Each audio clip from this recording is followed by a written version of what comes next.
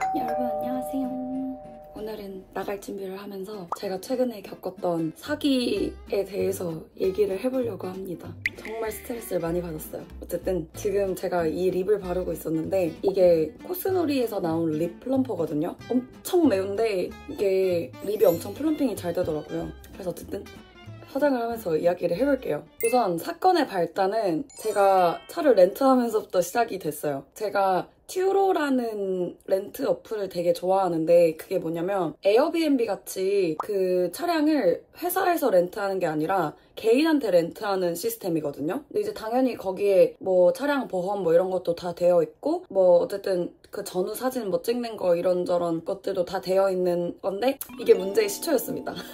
근데 어쨌든 제가 친구들이랑 렌트해서 돌아다니는 걸 좋아해가지고 놀러 가려고 렌트를 했는데 튜로에서 렌트를 해가지고 이제 런던 시내를 지나가고 있었어요. 근데 런던 시내에 진짜 그 가장 중심부에 엄청 좁은 일방 차선 같은 도로인데 차들이 어떻게 깨구리처럼 왕복 1차선으로 다니는 굉장히 좁은 도로가 있거든요. 근데 거기를 지나가고 있는데 제가 빌렸던 차가 소형 SUV였고 그 차는 진짜 그 큰 SUV 같은 차량이었는데 그 차가 어쨌든 차선의 절반 이상을 차지하고 대고 있었어요. 근데 이제 제 차를 렌트해준 차 주인이 저한테 자기가 제일 아끼는 차인데 바퀴에 끌거먹지 말아달라고 저한테 신신당부를 하는 거예요. 그래서 제가 이제 거기를 지나갈 때 그 인도 쪽으로 보통 차들이 이렇게 깨구리처럼 이렇게 해서 지나가는데 그 바퀴를 긁을까봐 걱정이 된 거죠. 어떻게 좁게 낑겨가지고 피해서 가야겠다 이러고 가는데 거의 시속 1km로 이제 가고 있었는데 어쩌다 보니까 너무 좁아가지고 그 차량을 지나가면서 끌었어요. 근데 그 차가 어떻게 생긴 차였냐면 이렇게 차량 본체가 이렇게 있으면 발판 그 문 밑에가 이렇게 플라스틱이 살짝 날개처럼 이렇게 삐져나온 디자인이었거든요. 근데 거기가 딱 걸린 거예요. 그래서 거기가 끌힌 거예요, 저희 차에. 그래서 저도 엄청 당황하고 근데 이제 느린 속도로 천천히 끌켰다 보니까 제가 렌트하고 있는 차는 전혀 흠집이 안 났어요. 근데 이제 그 차가 플라스틱에 이렇게 손톱으로 끌은 것처럼 기스가 났던 거죠. 근데 이제 하필 그 안에 차량 운전자가 차량에 이렇게 앉아 있었는데 제가 실시간으로 차를 끌는 걸 본 거죠. 그래가지고 차에서 이제 내려가지고 제가 완전 멘붕이 된 거예요. 이런 일이 처음이어가지고 뭐 작은 사고조차 없었는데 이렇게 되니까 너무 깜짝 놀라가지고 이제 그 아저씨도 뭐 운전면허증 줘라 그래서 막 사진 찍고 보험회사 같은 곳에 연락해가지고 막 어쩌고 저쩌고 하더라고요. 그 아저씨가 차에서 내리더니 저한테 딱 봐도 어려 보이는데 너 이거 그 보험 회사 통해서 처리하면 너 보험료 엄청 올라간다. 그리고 너 기록에도 안 좋을 거다. 그러니까 개인으로 그냥 처리하자. 그게 우리한테 서로 좋을 것 같다. 저는 너무 당황해가지고 현장 사진 찍을 생각도 못하고 그냥 어버버버면서 막 너무 미안하다고 막 그렇게 하자고 막 그랬어요. 근데 다행히 그때 같이 타고 있던 친구가 차량 그 현장 사진을 다 이렇게 막 찍어줬었고 그랬는데 그 아저씨가 보더니 이거 뭐 차량 본체나 바퀴나 아무것도 안 끌켰고 밑에 합판 플라스틱만 좀 끌켰으니까 플라스틱만 갈면 될 것 같아. 뭐 해봤자 한 30-40파운드면 될 것 같고 자기랑 같이 그 차고지 가라지에 같이 가재요. 그렇게 하자고 내가 가라지 같이 가서 내가 그러면 비용 처리하겠다고 그렇게 했었어요. 그날이 토요일이었는데 그러고 이제 일요일날 그 아저씨가 전화가 와서 오늘은 차고지가 문을 닫았으니까 월요일날 가자 이렇게 됐던 상황이었어요. 그리고 저는 이제 저희 차량을 보는데 아무 이상이 없는 거예요. 심지어 하얀 차였는데도 아무것도 안 끌히고 그래가지고 저는 차량 반납을 그 차량 주인이랑 그 튜로 어플이랑 다 합의하에 아무 문제가 없다 하고 이제 반납이 완료가 됐어요. 그 아저씨 차에 이 끌힌 그 스크래치를 해결을 해야 되는 지금 상황이 남은 거예요. 근데 그 아저씨가 월요일날도 연락이 없고 한참 연락이 없고 화요일인가쯤 연락이 와서 베이비라고 부르면서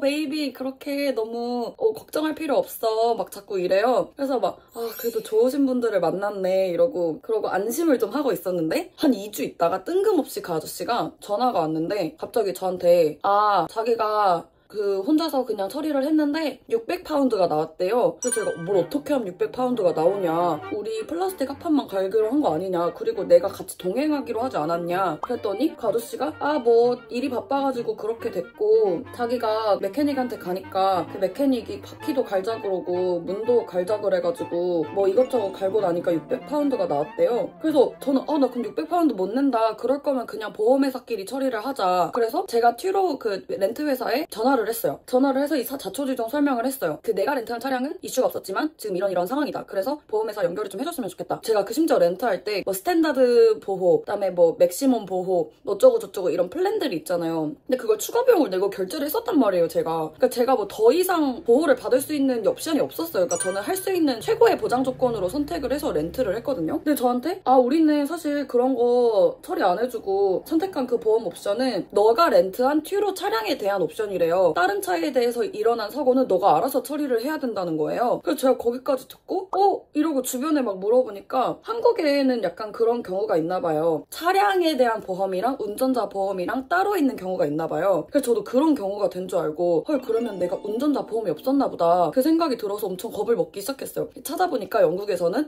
운전자 보험 없이 운전을 하면은 불법인 거예요. 그래서 벌금도 내야 되고 벌점도 쌓이더라고요. 와 이거 진짜 큰일 났다 이러고 있었는데 그 아저씨들이 저한테 개인 핸드폰 번호로 우리로 따지면 010 같은 번호로 저한테 연락이 와가지고 자기들이 그 너가 끌은 차에 대해서 보험 처리를 하려고 너 보험 조회를 해보니까 너 보험 정보가 없대요. 너 혹시 보험 없이 운전한 거니에요. 근데 저는 방금 튜로에서 전화를 하고 나서 저가 진짜 보험이 없는 줄 알고 있는 상황이었잖아요. 왜냐면 그 튜로에서 너는 차량 보험만 있지 운전자 보험은 없어 라고 저한테 얘기를 한 상태니까. 그래서 제가 그런 거 같다 했더니 그 아저씨가 너 이러면은 경찰에 신고하는 수밖에 없다. 지금 당장 600파운드를 보내던지 경찰에 신고를 하자 이러는 거예요. 그래서 저는 이제 막 나 이러다가 나라에서 추방되면 어떡하지 막 온갖 그 두려움에 사로잡혀가지고 알겠다. 근데 너가 차량 주인인지는 확인을 해야 되니까 본인 차량 등록증 이런 거랑 그 어떤 항목으로 수리를 한 건지에 대해서 나한테 상세 항목을 보내줘라. 나는 처음에 agree 했을 때 그 운전자랑 끌은 부분에 대해서만 하기로 했지 우리 전체 수리를 하기로 결정한 적은 없다. 그리고 내가 찾아보니까 해당 차량이 그 해당 부품을 가는데 문짝이랑 바퀴를 뗄 필요가 없는 차량이다. 그래서 플라스틱만 갈 수 있었는데 왜 오버해서 다 바른 건지 모르겠다. 난 플라스틱만에 대해서만 손해를 보장할 거다 라고 했어요. 근데 그러고 또 한참 연락이 없다가 또 다른 개인 번호로 연락이 오더니 또 같은 내용을 협박을 하는 거예요. 너 운전보험 없이 한 거면 불법이다 어쩌고 저쩌고 하면서. 근데 그 와중에 저는 계속 튜로에다가 문의를 하는데 튜로는 저한테 답장이 안 오고 아무 연락이 안 오는 상태에서 저는 완전 지금 손 쓸 수 없는 상황이 됐어요. 그래서 제 친구들한테도 막 여기저기 물어봤는데 친구들 의견이 1번 너가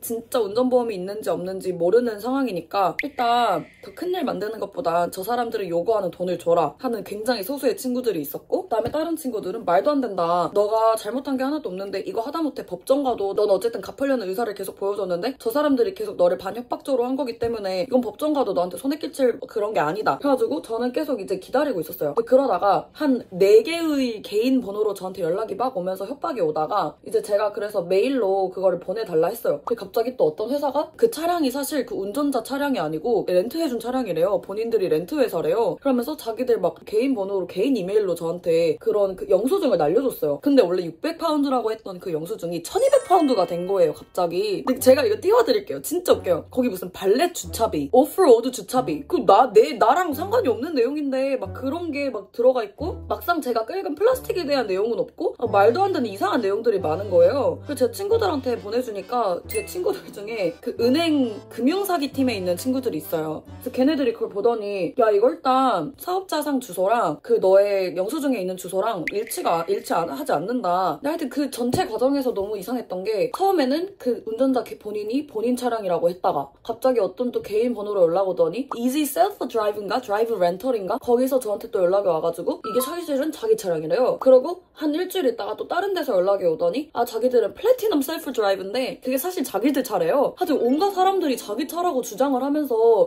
1200파운드를 내 600파운드를 보내주도록 해 이러니까 제가 정신이 하나도 없는 거예요. 아니 나는 내고 싶은 의사가 있는데 내가 손해를 끼쳤으니까 내고 싶은 의사가 있는데 차량 주인에게 맞는 사람에게 맞는 금액을 줘야 되는데 그 사람도 웃긴 게 너 이거 경찰서에 가겠다고, 너 1시간 안에 입금 안 하면 경찰서에 가겠다고 그러면서 저한테 막 계속 협박을 하는 거예요. 이 상황 내내 튜로에서는 답장이 없었어요. 튜로에서 하나도 답장이 없었고 저는 저를 렌트해준 회사에서도 연락이 안 오니까 답답해 죽겠는 상황이고, 그래서 지금 어떻게까지 흘렀냐면 차량을 보험해주고 있는 그 회사랑 이제 연락을 주고받은 내용이랑 이 사기꾼들이 저에게 보내준 그 영수증 그 다음에 뭐 차량 등록증 이런 거를 튜로 커스터머 서비스에 계속 보냈어요. 했더니 그제서야 그 사람들이 답장이 와가지고 이거 자기들 팀한테 보내주겠다, 그쪽 팀이랑 해결을 해라. 알고 보니까 저는 그 렌트하는 기간 중에 third party liability라 그래서 운전자 보험도 되어 있었던 상황이었던 거죠. 근데 이제 뭔지 모르겠어요. 뭐 직원 교육을 잘못해서 이런 전화를 받았던 직원이 이런 케이스를 어떻게 대해야 되는지 몰라서 저한테 이런 건 자기들이 해결을 못 해준다고 하고 끄는 건지, 아니면은 막상 본인들 차량엔 손해가 없으니까 그냥 넘기고 싶어서 넘기려고 했던 건지 모르겠는데 정말 튜로한테 정말 단단히 실망했고 다시는 안 쓸 것 같거든요. 그 마음 졸인 시간을 생각하면 진짜 이 사기꾼들이 아니라 튜로를 고소하고 싶기도 해요. 사실 소통이 안 되니까 그 사람들이랑. 웹사이트를 엄청 뒤져봤는데 그 웹사이트에 튜로 차량을 렌트하기 위해서는 개인 보험, 운전자 보험을 가입하실 필요가 없습니다 라고 명시가 돼 있어요. 그래서 그걸 또 보면은 그럼 내가 운전자 보장이 되어 있는 거 아닌가? 싶기도 한데 그 사람들이 직원한테 전화를 했을 때는 그건 너가 알아서 해결해야 돼 막 이러고 있고 정말 멘붕이었거든요. 1200파운드면 한국 돈으로 한 240만 원인데 플라스틱 끌건 거 갖다가 240만 원을 내고 이거를 억울하게 마무리를 해야 되나, 아니면 질질 끌다가 진짜 법정에 가야 되나, 막 혼자 온갖 스트레스를 받았던 10월 18일이 사건 당일이었거든요. 거의 지금 한 달 동안 지금 아직도 종결이 안 됐어요, 이 사건이.